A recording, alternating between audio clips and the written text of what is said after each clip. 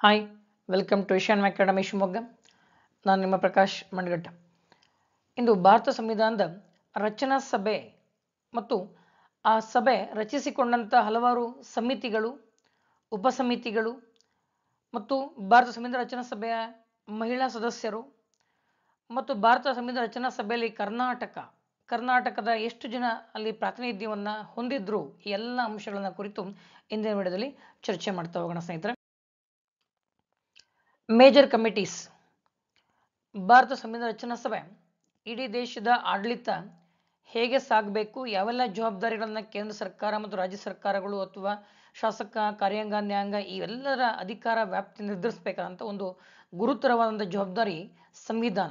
ಆ ಸಂವಿಧಾನ ರಚಿಸುವಂತಹ ಕಮಿಟಿ ಸಹಜವಾಗಿಯೇ ಅತ್ಯಂತ ಹೆಚ್ಚಿನ ಹೊಣೆಗಾರಿಕೆ ಮತ್ತು ಜವಾಬ್ದಾರಿ ಇರ್ತವೆ. ಆ ಕಾರಣಕ್ಕಾಗಿಯೇ ಸಂವಿಧಾನ ರಚನಾಕಾರರು ಹಲವಾರು ಸಮಿತಿಗಳನ್ನು, ಪ್ರಮುಖವಾಗಿ ಮೇಜರ್ ಕಮಿಟೀಸ್ ಮತ್ತು ಮೈನರ್ ಕಮಿಟೀಸ್ ಅಂತ ಕರೀತೇವೆ. ಹೀಗೆ ಎರಡು ವಿಧಗಳಲ್ಲಿ ಹಲವಾರು ಕಮಿಟಿಗಳನ್ನು, ಒಟ್ಟು 22 ಸಮಿತಿಗಳನ್ನು ರಚನೆ ಮಾಡಿಕೊಂಡು ನಮ್ಮ ಸಂವಿಧಾನ ರಚಿಸುವಂಥ ಕೆಲಸವನ್ನು ಸಂವಿಧಾನ ರಚನಾ ಸಭೆ ನಿರ್ವಹಣೆ ಮಾಡ್ತಾ ಬಂದಿದೆ. ಇಲ್ಲಿ ಮೇಜರ್ ಕಮಿಟೀಸ್ಗಳು ಮತ್ತು ಅವುಗಳ ಮುಖ್ಯ ಉದ್ದೇಶ ಮತ್ತು ಅವುಗಳ ಅಧ್ಯಕ್ಷತೆಯನ್ನು ಯಾರು ವಹಿಸ್ಕೋತಾರೆ ಇವೆಲ್ಲ ಅಂಶಗಳನ್ನು ಕುರಿತು ಅವಲೋಕನ ಮಾಡೋಣ. ಮೊದಲನೇದಾಗಿ ಮೇಜರ್ ಕಮಿಟೀಸ್ಗಳಲ್ಲಿ ಪ್ರಮುಖವಾಗಿ 8 ಬಹಳ ಪ್ರಮುಖವಾಗಿರ್ತಕ್ಕಂಥ 8 ಕಮಿಟಿಗಳನ್ನ ನಾವಿಲ್ಲಿ ಕಾಣ್ತೇವೆ. ಇವುಗಳನ್ನು ಮೇಜರ್ ಕಮಿಟೀಸ್ ಎಂದು ಉಲ್ಲೇಖ ಮಾಡ್ತೇವೆ. ಮೊದಲನೇದಾಗಿ ಒಕ್ಕೂಟ ಅಧಿಕಾರಗಳ ಸಮಿತಿ, ಯೂನಿಯನ್ ಪವರ್ಸ್ ಕಮಿಟಿ, ಒಕ್ಕೂಟ ಅಧಿಕಾರಗಳ ಸಮಿತಿ. ಈ ಸಮಿತಿ ಅಧ್ಯಕ್ಷತೆ ವಹಿಸಿಕೊಂಡವರು ಜವಾಹರ್ಲಾಲ್ ನೆಹರು. ಇದರ ಅಧ್ಯಕ್ಷರು ಜವಾಹರ್ಲಾಲ್ ನೆಹರು. ಇದು ಒಕ್ಕೂಟದ ಅಧಿಕಾರಗಳೇನು, ಅದರ ವ್ಯಾಪ್ತಿ ಏನು, ಈ ಎಲ್ಲ ಅಂಶಗಳನ್ನ ಕುರಿತಾಗಿ ನಿರ್ಧಾರ ಮಾಡಬೇಕಾಗಿರ್ತಕ್ಕಂಥ ಕಮಿಟಿ. ಇನ್ನು ಒಕ್ಕೂಟ ಸಂವಿಧಾನ ಸಮಿತಿ, ಯೂನಿಯನ್ ಕಾನ್ಸ್ಟಿಟ್ಯೂಷನ್ ಸಮಿತಿ ಅಂತ ಕರಿತೇವೆ. ಇದರ ಅಧ್ಯಕ್ಷರು ಕೂಡ ಜವಾಹರ್ಲಾಲ್ ನೆಹರು ಆಗಿದ್ರು. ಹಾಗೆಯೇ ಸ್ಟೇಟ್ಸ್ ಕಮಿಟಿ ಅಂತ ಕರಿತೇವೆ. ಕಮಿಟಿ ಫಾರ್ ನೆಗೋಷಿಯೇಟಿಂಗ್ ವಿತ್ ಸ್ಟೇಟ್ಸ್, ಅಂದರೆ ರಾಜ್ಯಗಳೊಂದಿಗೆ ಒಕ್ಕೂಟ ಸಂಬಂಧಪಟ್ಟಂಗೆ ಮಾತುಕತೆ ಮಾಡ್ತಕ್ಕಂಥ ಒಂದು ಕಮಿಟಿ ಇತ್ತು. ಆ ಕಮಿಟಿ, ಈ 3 ಕಮಿಟಿಗಳಿಗೂ ಕೂಡ ಜವಾಹರ್ಲಾಲ್ ನೆಹರೂರವರೇ ಅಧ್ಯಕ್ಷರಾಗಿರ್ತಾರೆ. ಒಕ್ಕೂಟ ಸಂವಿಧಾನ ಸಮಿತಿ ಕರಿತೇವೆ, ಜವಾಹರ್ಲಾಲ್ ನೆಹರು. ಇನ್ನು ಮೂರನೇದಾಗಿ ಪ್ರಾಂತೀಯ ಸಂವಿಧಾನ ಸಮಿತಿ, ಪ್ರಾವಿನ್ಷಿಯಲ್ ಕಾನ್ಸ್ಟಿಟ್ಯೂಷನ್ ಕಮಿಟಿ ಅಂತ ಕರಿತೇವೆ. ಇದರ ಮುಖ್ಯಸ್ಥರಾಗಿದ್ದರು ಸರ್ದಾರ್ ಪಟೇಲ್, ಭಾರತದ ಉಕ್ಕಿನ ಮನುಷ್ಯ ಅಂತ ಹೆಸರು ಪಡೆದಂತಹ ಭಾರತದ ಮೊದಲ ಗೃಹ ಮಂತ್ರಿ ಸರ್ದಾರ್ ಪಟೇಲ್ ಅವರು ಈ ಕಮಿಟಿಯ ಮುಖ್ಯಸ್ಥರಾಗಿರ್ತಾರೆ. ಇನ್ನು ಡ್ರಾಫ್ಟಿಂಗ್ ಕಮಿಟಿಯ ಮುಖ್ಯಸ್ಥರು ಡಾಕ್ಟರ್ ಬಿ ಆರ್ ಅಂಬೇಡ್ಕರ್. ಇದಂತೂ ಎಲ್ಲರಿಗೂ ಕೂಡ ಗೊತ್ತಿದೆ. ನಮ್ಮ ಸಂವಿಧಾನ ರಚನಾ ಸಮಿತಿಯ ಕರಡು ರಚನಾ ಸಮಿತಿಯ ಅಧ್ಯಕ್ಷರಾಗಿದ್ದರು ಡಾಕ್ಟರ್ ಬಿ ಆರ್ ಅಂಬೇಡ್ಕರ್. ಸುಮಾರು 7 ಜನ ಸದಸ್ಯರೊಳಗೊಂಡಂಥ ಒಂದು ಕಮಿಟಿ ಇದು. ಅದಕ್ಕೆ ಮುಖ್ಯಸ್ಥರಾಗಿ ಡಾಕ್ಟರ್ ಬಿ ಆರ್ ಅಂಬೇಡ್ಕರ್ ಇದ್ದರು. ಇನ್ನು ಮೂಲಭೂತ ಹಕ್ಕುಗಳು, ಅಲ್ಪಸಂಖ್ಯಾತ, ಬುಡಕಟ್ಟು ಇತ್ಯಾದಿ ಹೊರತುಪಡಿಸಿದ ಪ್ರದೇಶಗಳ ಮೇಲಿನ ಸಲಹಾ ಸಮಿತಿ ಅಂತ ಕರಿತೇವೆ. Advisory committee on fundamental rights, minorities and tribal and excluded areas ಅಂತೇಳಿ. ಈ ಕಮಿಟಿಯ ಮುಖ್ಯಸ್ಥರು ಸರ್ದಾರ್ ಪಟೇಲ್ರಾಗಿದ್ದರು. ಈ ಬಗ್ಗೆ ಈ ಹಿಂದೆ ಹಲವಾರು ಬರೀ ಪ್ರಶ್ನೆಯನ್ನು ಕೇಳಲಾಗಿದೆ. ಇನ್ನು 6ನೇ committee rules of procedure committee ಅಂತ ಕರಿತೀವಿ. ರೂಲ್ಸ್ ಆಫ್ ಪ್ರೊಸೀಜರ್ ಕಮಿಟಿ ಅಂದರೆ ಕಾರ್ಯವಿಧಾನ ನಿಯಮಗಳ ಸಮಿತಿ.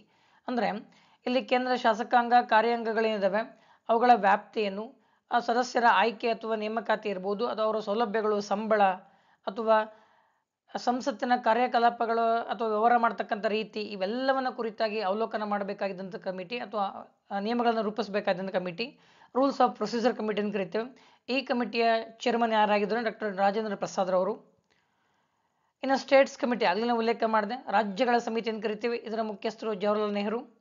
ಇನ್ನು ಸ್ಟೀರಿಂಗ್ ಕಮಿಟಿ, ಸಂಚಾಲನಾ ಸಮಿತಿ ಅಂತ ಕರಿತೇವೆ. ಡಾಕ್ಟರ್ ರಾಜೇಂದ್ರ ಪ್ರಸಾದ್ ಅವರ ಸಂಚಾಲನಾ ಸಮಿತಿಯ ಅಧ್ಯಕ್ಷರಾಗಿ ಕೂಡ ಕೆಲಸವನ್ನು ನಿರ್ವಹಣೆ ಮಾಡ್ತಾರೆ. ಹೀಗೆ ಸಾಕಷ್ಟು ಮೇಜರ್ ಆಗಿರ್ತಕ್ಕಂಥ 8 ಕಮಿಟಿಗಳನ್ನು ಸಂವಿಧಾನ ರಚನಾ ಸಭೆ ರೂಪಿಸಿಕೊಂಡಿತ್ತು. ಅದರ ಅನುಗುಣವಾಗಿ ಆ ಹಲವಾರು ಸದಸ್ಯರ ನೆರವಿನೊಂದಿಗೆ ಅವರು ತಮ್ಮ ಒಂದು ಸಮಿತಿಯ ಜವಾಬ್ದಾರಿಯನ್ನು ಅತ್ಯಂತ ಅಚ್ಚುಕಟ್ಟಾಗಿ ನಿರ್ವಹಣೆ ಮಾಡೋದು ನಾವಿಲ್ಲಿ ಉಲ್ಲೇಖ ಮಾಡಬಹುದು. ಇನ್ನು ಉಪಸಮಿತಿಗಳನ್ನು ಗಮನಿಸೋದಾದರೆ, ಮೂಲಭೂತ ಹಕ್ಕುಗಳು, ಅಲ್ಪಸಂಖ್ಯಾತರು ಮತ್ತು ಬುಡಕಟ್ಟುಗಳಿಗೆ ಸಂಬಂಧಪಟ್ಟಂಗೆ ಏನು ಸಲಹಾ ಸಮಿತಿ ಇತ್ತು ಸರ್ದಾರ್ ಪಟೇಲ್ರವರ ಒಂದು ಅಧ್ಯಕ್ಷತೆಯಲ್ಲಿ. ಈ ಕಮಿಟಿ ಪ್ರಮುಖವಾಗಿ 5 ಉಪಸಮಿತಿಗಳನ್ನು ನೇಮಕ ಮಾಡಿಕೊಂಡು ಅಥವಾ ರಚಿಸಿಕೊಂಡು ಆ ಮೂಲಕವಾಗಿ ತನ್ನ ಜವಾಬ್ದಾರಿಯನ್ನು ನಿರ್ವಹಣೆ ಮಾಡೋ ಪ್ರಯತ್ನ ಮಾಡುತ್ತೆ. ಈ ಮೂಲಭೂತ ಹಕ್ಕುಗಳ ಸಲಹಾ ಸಮಿತಿ ಏನಿದೆ ಅದು ಪ್ರಮುಖವಾಗಿ 5 ಉಪಸಮಿತಿಗಳು ಹೊಂದಿತ್ತು. ಪ್ರಮುಖವಾಗಿ ಉಲ್ಲೇಖ ಮಾಡಿದರೆ ಮೂಲಭೂತ ಹಕ್ಕುಗಳ ಉಪಸಮಿತಿ ಜೆ ಬಿ ಕೃಪಲಾನಿ, ಅಲ್ಪಸಂಖ್ಯಾತರ ಉಪಸಮಿತಿ ಎಚ್ ಸಿ ಮುಖರ್ಜಿ, ಹಾಗೆಯೇ ಈಶಾನ್ಯ ಗಡಿಭಾಗದ ಬುಡಕಟ್ಟು ಪ್ರದೇಶಗಳು ಮತ್ತು ಅಸ್ಸಾಂನಿಂದ ಹೊರಗಿಡಲಾದ ಪ್ರದೇಶಗಳು ಹಾಗೂ ಭಾಗಶಃ ಹೊರಗಿಡಲಾದಂಥ ಪ್ರದೇಶಗಳ ಉಪಸಮಿತಿ, ಅದರ ಮುಖ್ಯಸ್ಥರಾಗಿ ಗೋಪಿನಾಥ್ ಬರ್ಡೋಲೋಯಿ. ಹಾಗೆಯೇ ಭಾಗಶಃ ಹೊರಗಿಡಲಾದ ಮತ್ತು ಸಂಪೂರ್ಣ ಹೊರಗಿಡಲಾದ ಅಸ್ಸಾಂನ ಹೊರತುಪಡಿಸಿ ಉಪಸಮಿತಿ ನೇಮಕ ಮಾಡಲಾಗಿತ್ತು. ಅದಕ್ಕೆ ಮುಖ್ಯಸ್ಥರಾಗಿ ಎ ವಿ ತಕ್ಕರ್ ಅವರನ್ನು.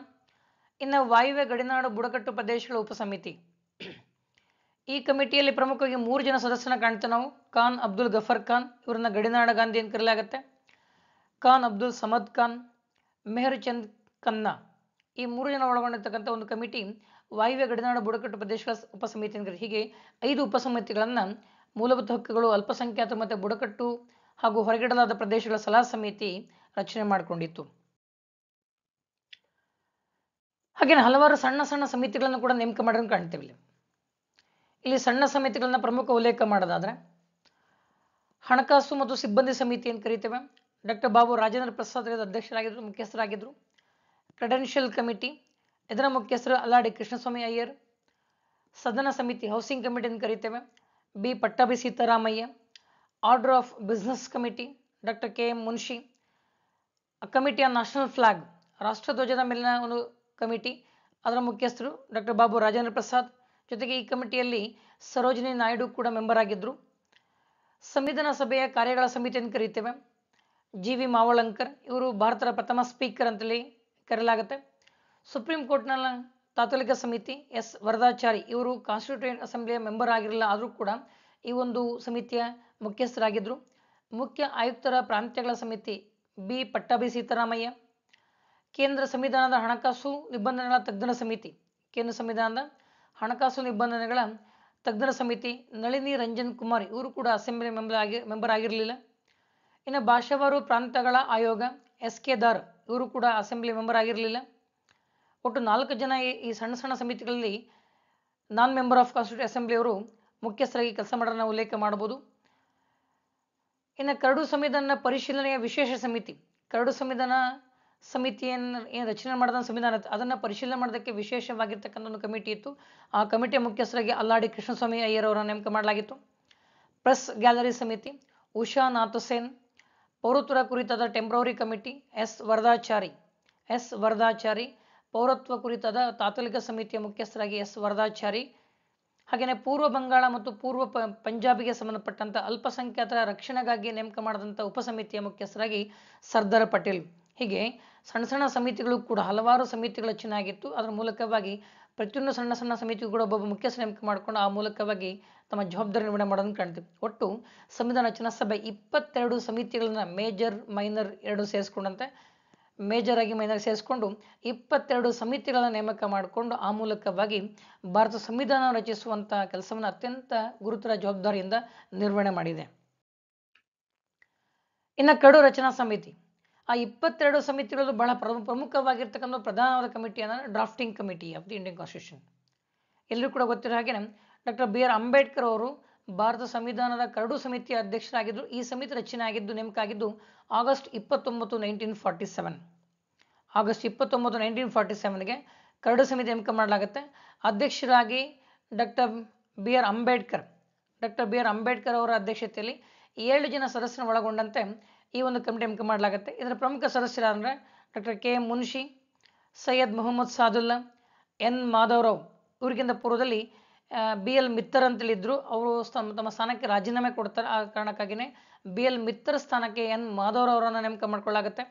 ಎನ್ ಗೋಪಾಲಸ್ವಾಮಿ ಅಯ್ಯಂಗಾರ್, ಅಲ್ಲಾಡಿ ಕೃಷ್ಣಸ್ವಾಮಿ ಅಯ್ಯರ್, ಟಿ ಟಿ ಕೃಷ್ಣಮಾಚಾರಿ, ಇವರು ಕೂಡ 1948ನಲ್ಲಿ ನಿಧನರಾದಂಥ ಡಿ ಪಿ ಖೇತಾನ್ ಅವರ ಸ್ಥಾನಕ್ಕೆ ಟಿ ಟಿ ಕೃಷ್ಣಮಾಚಾರಿ ನೇಮಕ ಮಾಡಲಾಗುತ್ತೆ. ಅಂದರೆ ಮೂಲತಃ ಏನು 1947 ಆಗಸ್ಟ್ 29ಕ್ಕೆ ನೇಮಕವಾದಂಥ ಕಮಿಟಿಯಲ್ಲಿ ಬಿ ಎಲ್ ಮಿತ್ತರ್ ಮತ್ತು ಡಿ ಪಿ ಖೇತಾನ್ ಮೆಂಬರ್ ಆಗಿದ್ದರು. ಅವರಿಬ್ಬರು ಸ್ಥಾನ ತೆರವಾಗಿರೋ ಕಾರಣಕ್ಕಾಗಿಯೇ ಒಬ್ಬರು ಅನಾರೋಗ್ಯದಿಂದ ರಾಜೀನಾಮೆ ಕೊಟ್ಟಂಥ ಬಿ ಎಲ್ ಮಿತ್ತರ್ ಸ್ಥಾನಕ್ಕೆ ಎನ್ ಮಾಧವರಾವ್ ಅವರನ್ನು ಹಾಗೂ ನಿಧನರಾದ ಡಿ ಪಿ ಖೇತಾನ್ ಇವರ ಸ್ಥಾನಕ್ಕೆ ಟಿ ಟಿ ಕೃಷ್ಣಮಾಚಾರಿ ಅವರನ್ನು ನೇಮಕ ಮಾಡಿಕೊಳ್ಳಲಾಗುತ್ತೆ. ಇವರು ಈ ಅಂಬೇಡ್ಕರ್ ಅವರ ನಾಯಕತ್ವದಲ್ಲಿ ಕರಡು ಸಮಿತಿಯನ್ನು ರಚನೆ ಮಾಡುತ್ತೆ. ಸುಮಾರು ಅತ್ಯಂತ ಕಡಿಮೆ ಅವಧಿಯಲ್ಲಿ 6 ತಿಂಗಳಿಗಿಂತ ಕಡಿಮೆ ಸುಮಾರು 141 ದಿನಗಳ ಅವಧಿಯಲ್ಲಿ ಭಾರತದ ಕರಡು ಸಂವಿಧಾನ ರಚನೆ ಮಾಡಿದಂಥ ಹೆಗ್ಗಳಿಕೆ ಈ ಕಮಿಟಿಗೆ ಸಲ್ಲುತ್ತೆ. ಹಾಗಾಗಿನೇ ಅಂಬೇಡ್ಕರ್ ಅವರನ್ನು ಎಂ ವಿ ಪೈಲಿಯವರು ಸಂವಿಧಾನ ಶಿಲ್ಪಿ, ಆಧುನಿಕ ಮನು ಅಂತೇಳಿ ಕರೀತಾರೆ. ಅತ್ಯಂತ ಅರ್ಥಗರ್ಭಿತವಾಗಿರ್ತಕ್ಕಂಥ ಮಾತು. ಬಿ ಆರ್ ಅಂಬೇಡ್ಕರ್ ಅವರನ್ನು ಭಾರತ ಸಂವಿಧಾನ ಶಿಲ್ಪಿ ಅಂತೇಳಿ ಕರೆಯಲಾಗುತ್ತೆ, ಆಧುನಿಕ ಮನು ಅಂತೇಳಿ ಕರೆಯಲಾಗುತ್ತೆ, ಸಂವಿಧಾನ ಪಿತಾಮಹ ಅಂತೇಳಿ ಕೂಡ ಕರೆಯಲಾಗುತ್ತೆ. ಯಾಕೆಂದರೆ ಸಂವಿಧಾನ ರಚನೆಯಲ್ಲಿ ಬಹಳಷ್ಟು ಪ್ರಧಾನವಾದ ಪಾತ್ರವನ್ನು ಡಾಕ್ಟರ್ ಬಿ ಆರ್ ಅಂಬೇಡ್ಕರ್ ಅವರು ವಹಿಸ್ತಾರೆ. ಅಷ್ಟರ ಮಟ್ಟಿಗೆ ಅವರು ಕೊಡ್ತಿದ್ದಂತಹ ವಿವರಣೆಗಳು ಇವೆಲ್ಲವೂ ಕೂಡ ಇಡೀ ಸದಸ್ಯರ ಗಮನವನ್ನು ಸೆಳ್ಕೊಳ್ತಾ ಇದ್ದು ಅಂತ ನಾವು ತಿಳ್ಕೊಳ್ತೇವೆ. ಇನ್ನು ವಿಶೇಷವಾಗಿ ಉಲ್ಲೇಖ ಮಾಡೋದಾದ್ರೆ, ನಮ್ಮ ಸಂವಿಧಾನ ರಚನೆ ಆದ ಮೇಲೆ ಆ ಸಂವಿಧಾನವನ್ನು ಹಿಂದಿಗೆ ಮತ್ತು ಉರ್ದು ಭಾಷೆಗೆ ಅನುವಾದ ಮಾಡೋದಕ್ಕಾಗಿಯೇ 2 ಸಮಿತಿಗಳನ್ನು ನೇಮಕ ಮಾಡಿಕೊಳ್ಳಲಾಗಿತ್ತು. ಆ ಮುಖ್ಯಸ್ಥರು ಯಾರು ಅಂತಂದ್ರೆ, ಹಿಂದಿಗೆ ಟ್ರಾನ್ಸ್ಲೇಟ್ ಮಾಡ್ತಕ್ಕಂಥ ಕಮಿಟಿಯ ಮುಖ್ಯಸ್ಥರಾಗಿದ್ದಂಥರು ಅಲ್ಲಾಡಿ ಕೃಷ್ಣಸ್ವಾಮಿ ಅಯ್ಯಂಗರ್, ಇವರು ಕರಡು ರಚನಾ ಸಮಿತಿ ಸದಸ್ಯರು ಕೂಡ ಹೌದು. ಹಾಗೆಯೇ ಉರ್ದುವಿಗೆ ಭಾಷಾಂತರ ಮಾಡ್ತಕ್ಕಂಥ ಸಮಿತಿಯ ಮುಖ್ಯಸ್ಥರಾಗ ಮೊಹಮ್ಮದ್ ಸಾದುಲ್ಲಾ, ಇವರು ಕೂಡ ಕರಡು ಸಮಿತಿಯ ಮೆಂಬರ್ ಆಗಿದ್ದರು. ಇವರಿಬ್ಬರು ಕೂಡ ಹಿಂದಿ ಅನುವಾದ ಸಮಿತಿಯ ಮುಖ್ಯಸ್ಥರಾಗಿದ್ದರು ಅಲ್ಲಾಡಿ ಕೃಷ್ಣಸ್ವಾಮಿ ಅಯ್ಯಂಗಾರ್. ಹಾಗೆಯೇ ನಮ್ಮ ಸಂವಿಧಾನ ಉರ್ದು ಭಾಷೆಗೆ ಭಾಷಾಂತರ ಮಾಡುವಂಥ ಕಮಿಟಿಯ ಮುಖ್ಯಸ್ಥರಾಗಿದ್ದವರು ಮೊಹಮ್ಮದ್ ಸಾದುಲ್ಲಾ. ಇಬ್ಬರು ಕೂಡ ಡ್ರಾಫ್ಟಿಂಗ್ ಕಮಿಟಿಯ ಮೆಂಬರ್ ಆಗಿರೋ ನಾವಿಲ್ಲಿ ಉಲ್ಲೇಖ ಮಾಡಬಹುದು.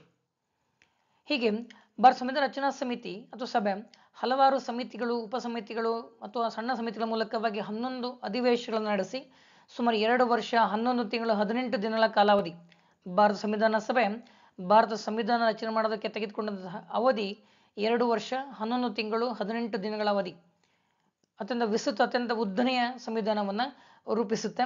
ಇದನ್ನು ನಾವು ನವೆಂಬರ್ 20 1949ಗೆ ಸುಮಾರು 395 ಮೂಲ ವಿಧಿಗಳು ಮತ್ತು 8 ಅನುಸೂಚಿಗಳನ್ನು ಒಳಗೊಂಡಂಥ ಸಂವಿಧಾನನ ನಮಗೆ ನಾವೇ ಅರ್ಪಿಸಿಕೊಂಡಿವೆ ಅಂತೇಳಿ ಪ್ರಿಯಾಂಬಲಲ್ಲಿ ಉಲ್ಲೇಖ ಮಾಡಲಾಗುತ್ತೆ. ಹಾಗಾಗಿ ನವೆಂಬರ್ 26 1949 ಏನಿದೆ, ಆ ಒಂದು ನಮಗೆ ನಾವೇ ನಮ್ಮ ಸಂವಿಧಾನ ಅರ್ಪಿಸಿಕೊಂಡ ದಿನದ ಸವಿನೆನಪಿಗಾಗಿ ಅದನ್ನು ಮುಂದಿನ ಪೀಳಿಗೆಗೆ ಕೊಂಡೊಯ್ಯುವ ಕಾರಣಕ್ಕೆ 2015ರಿಂದ ನಮ್ಮ ಕೇಂದ್ರ ಸರ್ಕಾರ ಪ್ರತಿ ವರ್ಷ ನವೆಂಬರ್ 26ನ ಸಂವಿಧಾನ ದಿನ ಅಂತೇಳಿ ಆಚರಣೆ ಮಾಡ್ತಾ ಬರ್ತಾ ಇದೆ. ಪ್ರತಿ ವರ್ಷ ನವೆಂಬರ್ 26ನ ಸಂವಿಧಾನ ದಿನ ಅಂತೇಳಿ ಆಚರಣೆ ಮಾಡ್ತಾರೆ. ಅದು 2015ರಿಂದ ಈಚೆಗೆ ಆರಂಭ ಆಗಿರೋದನ್ನು ಕಾಣ್ತೇವೆ. ಈ ಬಗ್ಗೆ ಕೂಡ ಪ್ರಶ್ನೆ ಕೇಳಲಾಗಿದೆ. 2015ರಿಂದ ನವೆಂಬರ್ 26 1949 ಪ್ರಿಯಾಂಬಲ್ನಲ್ಲಿ ಹೇಳಿಕೊಂಡಾಗೆ ನಮಗೆ ನಾವೇ ಅರ್ಪಿಸಿಕೊಂಡ ಸಂವಿಧಾನ ಏನಿದೆ ಆ ದಿನವನ್ನು ನಾವು ಸಂವಿಧಾನ ದಿನ ಅಂತೇಳಿ ಆಚರಣೆ ಮಾಡ್ತಾ ಬಂದಿದ್ದೀವಿ. ಇನ್ನು ಭಾರತ ಸಂವಿಧಾನ ರಚನಾ ಸಭೆಯಲ್ಲಿ ಮಹಿಳಾ ಪ್ರಾತಿನಿಧ್ಯ ಎಷ್ಟಿತ್ತು, ಎಷ್ಟು ಸದಸ್ಯರಿದ್ರು ಅಂದರೆ 15 ಸದಸ್ಯರು. ಒಟ್ಟು 299 ಭಾರತ ಸಂವಿಧಾನ ರಚನಾ ಸಭೆಯ ಸದಸ್ಯರ ಸಂಖ್ಯೆ. ಆ 299ರಲ್ಲಿ 15 ಮಹಿಳಾ ಸದಸ್ಯರಿದ್ರು. ಯಾರ್ಯಾರಿದ್ರು ಅಂತೇಳಿ ಗಮನಿಸೋದಾದ್ರೆ, ಅಮ್ಮ ಸ್ವಾಮಿನಾಥನ್, ಮದ್ರಾಸ್ನ ಸಾಮಾನ್ಯ ವಿಭಾಗದಲ್ಲಿ ಆಯ್ಕೆಯಾಗಿರ್ತಕ್ಕಂಥ ಮಹಿಳೆ ಅಮ್ಮ ಸ್ವಾಮಿನಾಥನ್. ಆನಿ ಮಸ್ಕರಿನ್, ತಿರುಬಾಂಕೂರ್ ಮತ್ತು ಕೊಚ್ಚಿನ್ ಒಕ್ಕೂಟದಿಂದ ಆಯ್ಕೆಯಾಗಿರ್ತಕ್ಕಂಥ ಮಹಿಳೆ ಆನಿ ಮಸ್ಕರಿನ್. ಬೇಗಂ ಕುತ್ಸಿಯಾ ಐಜಾಜ್ ರಸೂಲ್ ಅಂತೇಳಿ ಯುನೈಟೆಡ್ ಪ್ರಾವಿನ್ಸ್, ಸಂಯುಕ್ತ ಪ್ರಾಂತ್ಯದಿಂದ ಆಯ್ಕೆಯಾಗಿರ್ತಕ್ಕಂತಹ ಪ್ರತಿನಿಧಿ. ಭಾರತ ಸಂವಿಧಾನ ರಚನಾ ಸಭೆಯ ಏಕೈಕ ಮುಸ್ಲಿಂ ಮಹಿಳಾ ಪ್ರತಿನಿಧಿಯನ್ನು ಪಡ್ಕೊಂಡಿದ್ದಂಥ ಮಹಿಳೆಯರು, ಏಕೈಕ ಮುಸ್ಲಿಂ ಸದಸ್ಯ. ಭಾರತ ಸಂವಿಧಾನ ರಚನಾ ಸಭೆಯ ಏಕೈಕ ಮುಸ್ಲಿಂ ಸದಸ್ಯ ಅಂತ ಗುರುತಿಸಲಾಗುತ್ತೆ. ಬೇಗಂ ಕುತ್ಸಿಯಾ ಐಜಾಜ್ ರಸೂಲ್, ಯುನೈಟೆಡ್ ಪ್ರಾವಿನ್ಸ್ನಿಂದ ಆಯ್ಕೆಯಾಗಿರ್ತಕ್ಕಂಥ ಮಹಿಳೆ. ದಾಕ್ಷಾಯಿಣಿ ವೇಲಾಯುಧನ್, ಮದ್ರಾಸ್ನ ಪ್ರಾಂತ್ಯದಿಂದ ಜನರಲ್ ಕೆಟಗರಿಯಲ್ಲಿ ಆಯ್ಕೆಯಾಗಿರ್ತಕ್ಕಂಥ ಮಹಿಳೆ. ಜಿ ದುರ್ಗಾಬಾಯಿ ದೇಶ್ಮುಖ್, ಮದ್ರಾಸ್ನ ಜನರಲ್ ಆಗಿ ಆಯ್ಕೆಯಾಗಿರ್ತಕ್ಕಂಥ ಮಹಿಳೆ. ಹಂಸ ಜೀವರಾಜ್ ಮೆಹ್ತಾ, ಬಾಂಬೆಯಿಂದ ಆಯ್ಕೆಯಾಗಿರ್ತಕ್ಕಂಥ ಮಹಿಳೆ. ಹಂಸ ಜೀವರಾಜ್ ಮೆಹ್ತಾ ಬಾಂಬೆ ಪ್ರಾಂತ್ಯದಿಂದ. ಕಮಲಾ ಚೌಧರಿ, ಯುನೈಟೆಡ್ ಪ್ರಾವಿನ್ಸ್ನಿಂದ. ಲೀಲಾ ರಾಯ್, ಪಶ್ಚಿಮ ಬಂಗಾಳದ ಸಾಮಾನ್ಯ ಅಂದರೆ ಜನರಲ್ ಕೆಟಗರಿಯಲ್ಲಿ ಆಯ್ಕೆಯಾಗಿರ್ತಕ್ಕಂಥದ್ದು. ಮಾಲತಿ ಚೌಧರಿ, ಒರಿಸ್ಸಾ ಮತ್ತು ಜನರಲ್ ಸಮುದಾಯದಿಂದ, ಜನರಲ್ ಸಾಮಾನ್ಯ ಸಮುದಾಯದಿಂದ ಮಾಲತಿ ಚೌಧರಿ ಒರಿಸ್ಸಾ ಪ್ರಾಂತ್ಯದಿಂದ ಆಯ್ಕೆಯಾಗಿದ್ದನ್ನು ಕಾಣ್ತೇವೆ. ಪೂರ್ಣಿಮಾ ಬ್ಯಾನರ್ಜಿ, ಯುನೈಟೆಡ್ ಪ್ರಾವಿನ್ಸ್ನಿಂದ ಜನರಲ್ ಆಗಿ ಆಯ್ಕೆಯಾಗಿರೋದು. ರಾಜಕುಮಾರಿ ಅಮೃತಾ ಕೌರ್, ಕೇಂದ್ರ ಪ್ರಾಂತ್ಯಗಳು ಮತ್ತು ಬೆರಾರ್ ಈ ಪ್ರಾಂತ್ಯದಿಂದ ನೇಮಕಗೊಂಡಿರ್ತಕ್ಕಂಥ ಆಯ್ಕೆಯಾಗಿರ್ತಕ್ಕಂಥ ಪ್ರಮುಖ ಪ್ರತಿನಿಧಿ ರಾಜಕುಮಾರಿ ಅಮೃತಾ ಕೌರ್. ರೇಣುಕಾ ರಾಯ್, ಪಶ್ಚಿಮ ಬಂಗಾಳದಿಂದ ಸಾಮಾನ್ಯ ಸಮುದಾಯದ ಪ್ರತಿನಿಧಿಯಾಗಿ ಆಯ್ಕೆಯಾಗ್ತಾರೆ. ಸರೋಜಿನಿ ನಾಯ್ಡು, ಬಿಹಾರದ ಪ್ರಾಂತ್ಯದಿಂದ ಆಯ್ಕೆಯಾಗಿರ್ತಾರೆ. ಭಾರತದ ಮೊದಲ ರಾಜ್ಯಪಾಲೆ ಕೂಡ ಹೌದು ಸರೋಜಿನಿ ನಾಯ್ಡು. ಜೊತೆಗೆ ಮೂಲಭೂತ ಹಕ್ಕುಗಳ ಏನು ಉಪಸಮಿತಿ ಏನಿತ್ತು ಅದರಲ್ಲಿ ಮೆಂಬರ್ ಕೂಡ ಕೆಲಸ ಮಾಡ್ತಾರೆ. Sucheta Kripalani, United province general ಆಗಿ ಆಯ್ಕೆಯಾಗಿರ್ತಕ್ಕಂಥದ್ದು. ಸುಚೇತಾ ಕೃಪಲಾನಿ ಭಾರತದ ಮೊದಲ ಮಹಿಳಾ ಮುಖ್ಯಮಂತ್ರಿ, ಉತ್ತರ ಪ್ರದೇಶದ ಮುಖ್ಯಮಂತ್ರಿಗೆ ಅಧಿಕಾರನ ಚಲಾಯಿಸಿದಂಥ ಭಾರತದ ಮೊಟ್ಟ ಮೊದಲ ಮಹಿಳಾ ಮುಖ್ಯಮಂತ್ರಿ ಅಂತ ಹೆಗ್ಗಳಿಕೆ ಸುಚೇತಾ ಕೃಪಲಾನಿಗೆ ಸಲ್ಲುತ್ತೆ. ಇನ್ನು ವಿಜಯಲಕ್ಷ್ಮಿ ಪಂಡಿತ್, ನೆಹರೂರವರ ಸಹೋದರಿ, ಇವರು ಯುನೈಟೆಡ್ ಪ್ರಾವಿನ್ಸ್ನಿಂದ ಆಯ್ಕೆಯಾಗಿದ್ದರು. ಜೊತೆಗೆ ವಿಶ್ವಸಂಸ್ಥೆಯಲ್ಲೂ ಕೂಡ ಭಾರತವನ್ನು ಪ್ರತಿನಿಧಿಸಿ 1953ನಲ್ಲಿ ವಿಶ್ವಸಂಸ್ಥೆಯ ಸಾಮಾನ್ಯ ಸಭೆಯ ಅಧ್ಯಕ್ಷರಾಗಿ ಕೂಡ ಕೆಲಸ ಸಲ್ಲಿಸ್ತಾರೆ. ಇದಿಷ್ಟು ಜನ 15 ಜನ ಭಾರತ ಸಂವಿಧಾನ ರಚನಾ ಸಭೆಯಲ್ಲಿ ಮಹಿಳಾ ಪ್ರಾತಿನಿಧ್ಯವನ್ನು ಪ್ರತಿನಿಧಿಸತಕ್ಕಂತಹ ಸದಸ್ಯರಾಗಿದ್ದರು.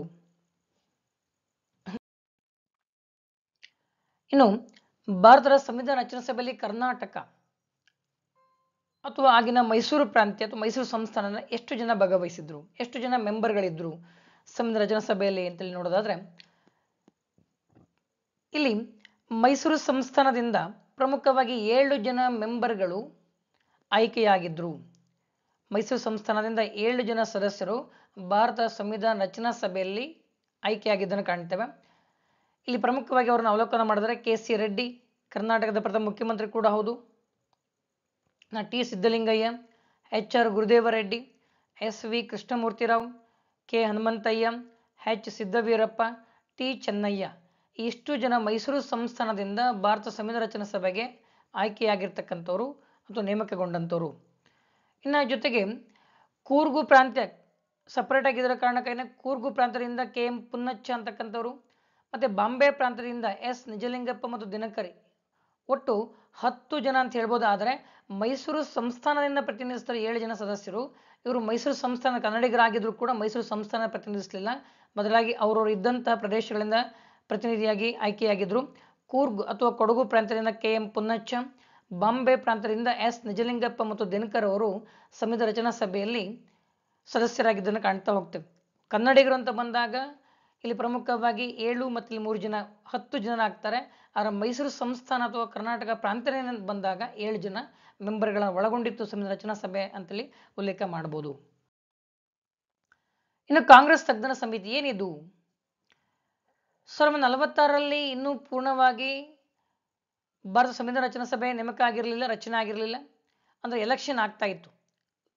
ಕ್ಯಾಬಿನೆಟ್ ಮಿಷನ್ ಪ್ರಕಾರವಾಗಿ ಏನು ಸಂವಿಧಾನ ರಚನಾ ಸಭೆಯನ್ನು ನೇಮಕ ಮಾಡಬೇಕು, ರಚನೆ ಮಾಡಬೇಕಂತಾಗಿತ್ತು. ಅದಕ್ಕೆ ಎಲೆಕ್ಷನ್ಗಳನ್ನು ನಡೀತಿರುವಾಗಲೇ ಜುಲೈ 8, 1946ನಲ್ಲಿ ಭಾರತ ರಾಷ್ಟ್ರೀಯ ಕಾಂಗ್ರೆಸ್ಸು ಸಂವಿಧಾನ ರಚನೆಗೆ ಸಂಬಂಧಪಟ್ಟಂಗೆ ಒಂದು ತಜ್ಞರ ಸಮಿತಿಯನ್ನು ನೇಮಕ ಮಾಡುತ್ತೆ. ಆ ತಜ್ಞರ ಸಮಿತಿಯಲ್ಲಿ ಪ್ರಮುಖವಾಗಿ 8 ಜನ ಮೆಂಬರ್ಗಳು ಒಳಗೊಂಡಿದ್ದರು. ಜವಾಹರಲಾಲ್ ನೆಹರು ಅದಕ್ಕೆ ಅಧ್ಯಕ್ಷರಾಗಿದ್ದರು. M. Asaf Ali, K. Munshi, N. Gopalaswami Ayyangar, K. T. Shah, D. R. Gadgil, Humayun Kabir ಮತ್ತು ಕೆ. ಸಂತಾನಂ ಇನ್ನು 8 ಜನ ಒಳಗೊಂಡಂಥ ಒಂದು ಕಾಂಗ್ರೆಸ್ ತಜ್ಞರ ಸಮಿತಿ ನೇಮಕ ಮಾಡಿತ್ತು. ಜೊತೆಗೆ ನಂತರ ಜವಾಹರಲಾಲ್ ನೆಹರು ಅವರ ಒಂದು ಪ್ರಸ್ತಾವನೆಯ ಮೇರೆಗೆ ಕೃಪಲಾನಿ ಅವರನ್ನು ಈ ಸಮಿತಿ ಸದಸ್ಯರಾಗಿ ಮತ್ತು ಸಂಚಾಲಕನಾಗಿ ಕೂಡ ಆಯ್ಕೆ ಮಾಡಿಕೊಳ್ಳಲಾಗುತ್ತೆ. ಕೃಪಲಾನಿ ಅವರನ್ನು ಕೂಡ ಸೇರಿಸ್ಕೊಳ್ಳಾಗುತ್ತೆ. 9 ಜನ ಆಗುತ್ತೆ ಅಲ್ಲಿಗೆ. ಈ ಒಂದು ಸಮಿತಿ ಭಾರತ ಸಂವಿಧಾನದ ರಚನೆ ಕುರಿತಂತೆ ಉದ್ದೇಶಗಳಿರ್ಬೋದು ಅಥವಾ ಯಾವ ರೀತಿ ಮಾಡಬೇಕು ಅನ್ನೋದನ್ನ ಕುರಿತಾಗಿ ಸಾಕಷ್ಟು ನಿರ್ಣಯಗಳನ್ನು ತೆಗೆದುಕೊಳ್ಳೋದಕ್ಕೆ ಅನುಕೂಲ ಆಗೋದಕ್ಕೆ ಚರ್ಚೆಯನ್ನು ಮಾಡಿದ್ದನ್ನು ಕಾಣ್ತಾ ಹೋಗ್ತೇವೆ. ಈ ಪ್ರಮುಖವಾಗಿ ಈ ತಜ್ಞರ ಸಮಿತಿ 2 ಬಾರಿ ಮೀಟಿಂಗ್ಗಳನ್ನು ಮಾಡಿ ಚರ್ಚೆನ ಮಾಡುತ್ತೆ. ನವದೆಹಲಿಯಲ್ಲಿ ಒಂದು ಸಾರಿ ಜುಲೈ 20ರಿಂದ ಜುಲೈ 22ರವರೆಗೆ 1946ನಲ್ಲಿ, ಹಾಗೆಯೇ ಬಾಂಬೆಲಿ ಆಗಸ್ಟ್ 15ರಿಂದ 17ರವರೆಗೆ 1946ನಲ್ಲಿ. ಹೀಗೆ ಜುಲೈ ಮತ್ತು ಆಗಸ್ಟಲ್ಲಿ ಬಾಂಬೆಲಿ ಒಂದು ಸಾರಿ ಮತ್ತು ನವದೆಹಲಿ ಒಂದು ಸಾರಿ 2 ಬಾರಿ ಸಭೆಗಳನ್ನು ನೇಮಕ ಮಾಡೋ ಮೂಲಕ ಸಂವಿಧಾನ ರಚನಾ ಸಭೆಗೆ ಸಂಬಂಧಪಟ್ಟಂಗೆ ತನ್ನದೇ ಆಗಿರ್ತಕ್ಕಂಥ ವಿಚಾರಗಳನ್ನು ಚರ್ಚೆ ಮಾಡೋದನ್ನು ನಾವಿಲ್ಲಿ ಉಲ್ಲೇಖ ಮಾಡ್ತೇವೆ.